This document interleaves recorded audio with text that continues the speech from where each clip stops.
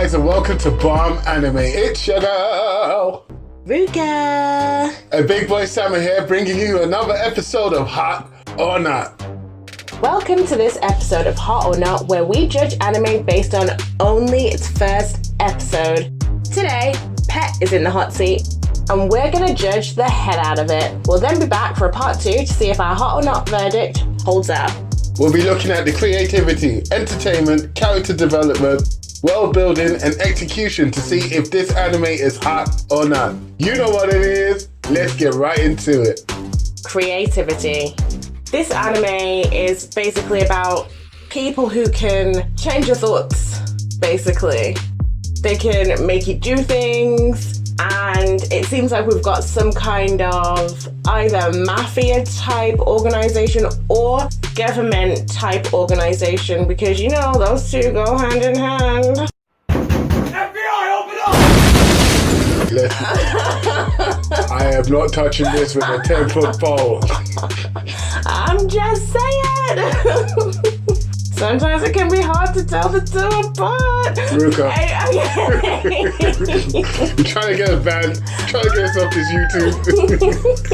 Wow. Okay, then you've got Yokota and Kenji, who have been working for Mr. Katsuragi. They obviously don't know what they're doing. They're just doing tasks that they're told to do, getting paid, and then it seems like Yokota remembers something that he shouldn't, and then they get Kenji to take part in killing his own best friend without him knowing.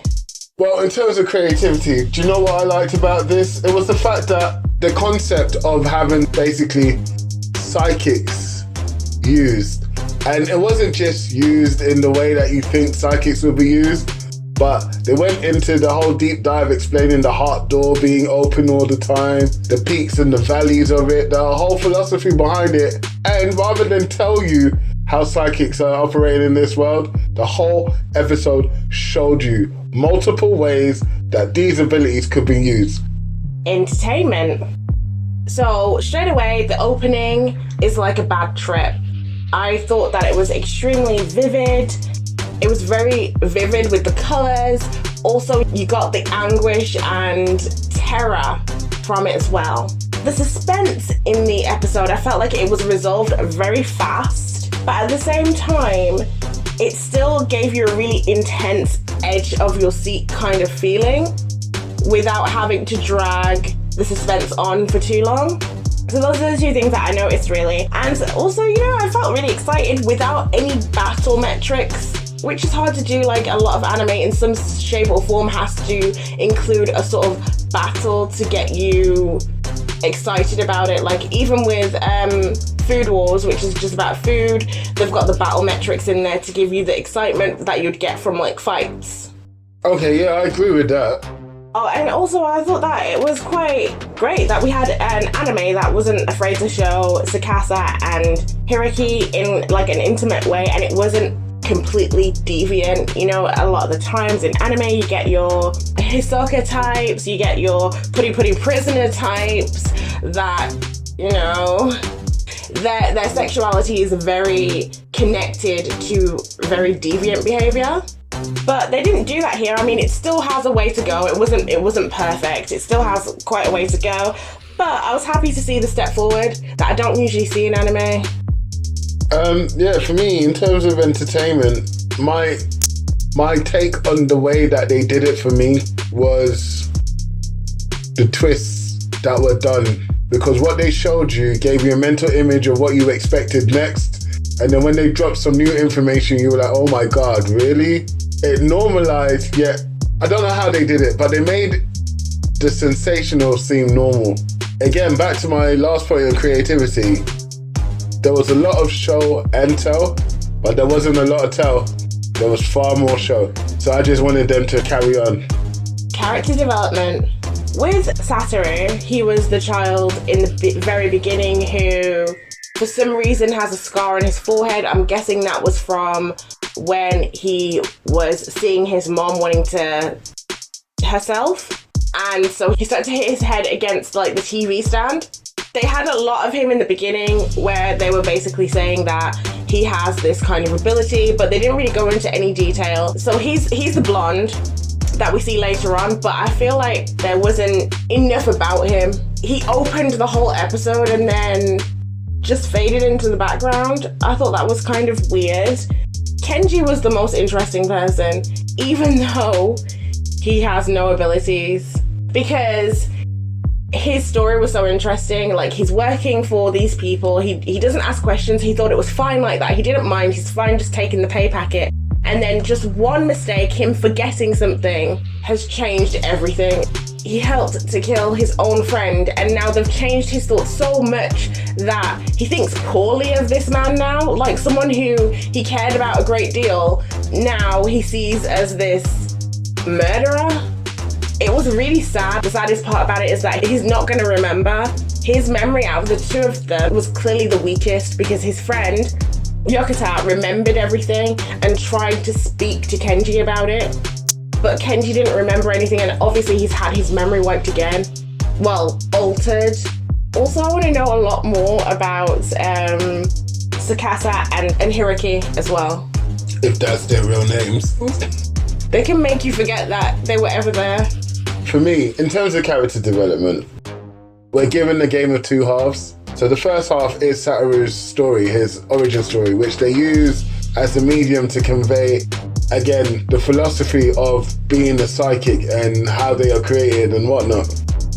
Which makes you feel like not only was it helping Satoru, it was also a recruitment tool, because he saw how strong his mind was to create an actual physical door object. That's one thing. The next part was Kenji. Now, Kenji's story was the vehicle that literally told the whole plot of episode 1. But not necessarily what episode 2 is going to lead into, or the overarching story. But we could see from start to end how altering Kenji's mind created different forms of Kenji the whole way through. Yo, so the two guys who were taking over Yokota's room, who were actually crushers, we saw how great they are at their job because they acted completely different to who they really are. In terms of character development, this first episode showed us a lot of different ways. And even look at Katsuragi. He was completely normal aside from the whole psychic thing. You couldn't distinguish him from any other old sort of dude. And you know what? Okay. World building. Okay, so with the world building, there's a lot of different worlds going on here because of the nature of the abilities that we are seeing. It's all perception, and you don't know what is rooted in the quote-unquote normal.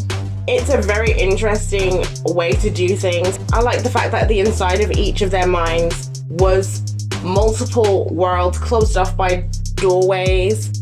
I want to see it explored a little bit more before I can really say more on it. But I do like this gritty world. I like this in animes usually, to be honest. So in terms of world building for me, just like Ruka said, yes, having the underbelly is great. And, you know, the normal world and the underbelly world is the difference and the contrast actually breeds a great experience. In here, what really got me is the fact that, yes, we have multiple worlds because of the nature of the psychicness, and that's great. However, it's how they use the psychicness that built the world for me.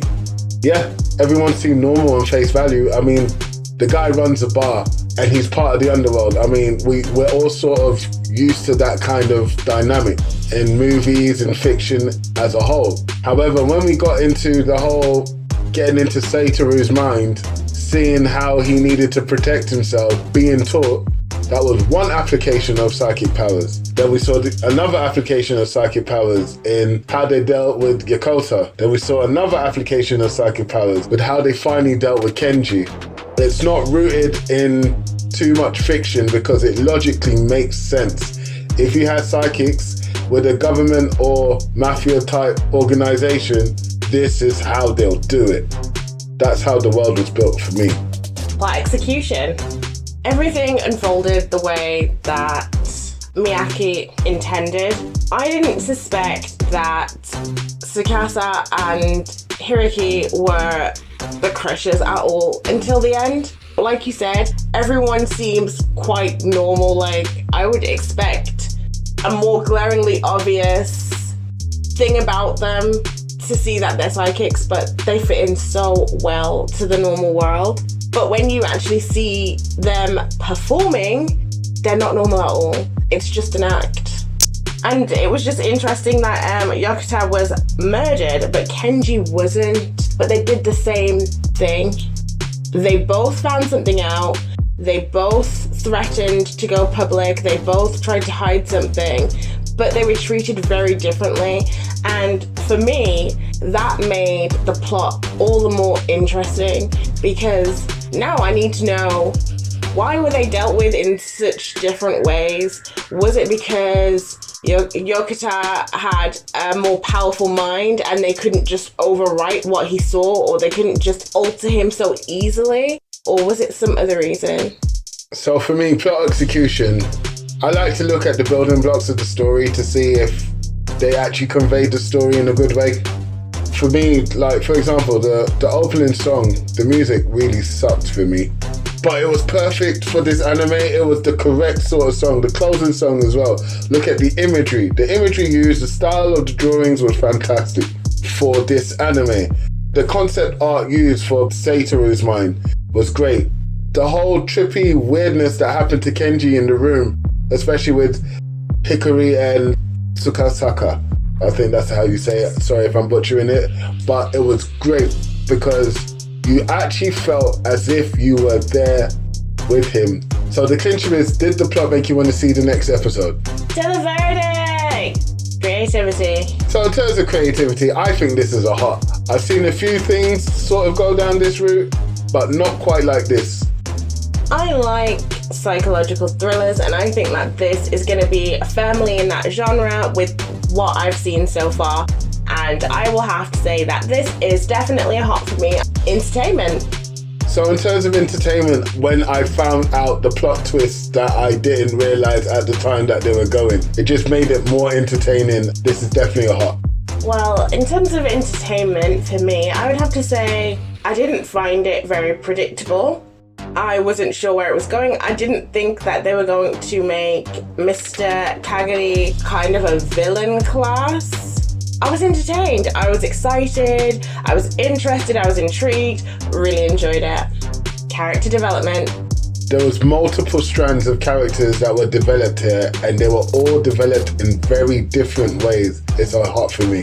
I thought that, yeah, they did develop characters in different ways, but I didn't feel very satisfied about it, and I would have to say it's a not. World building.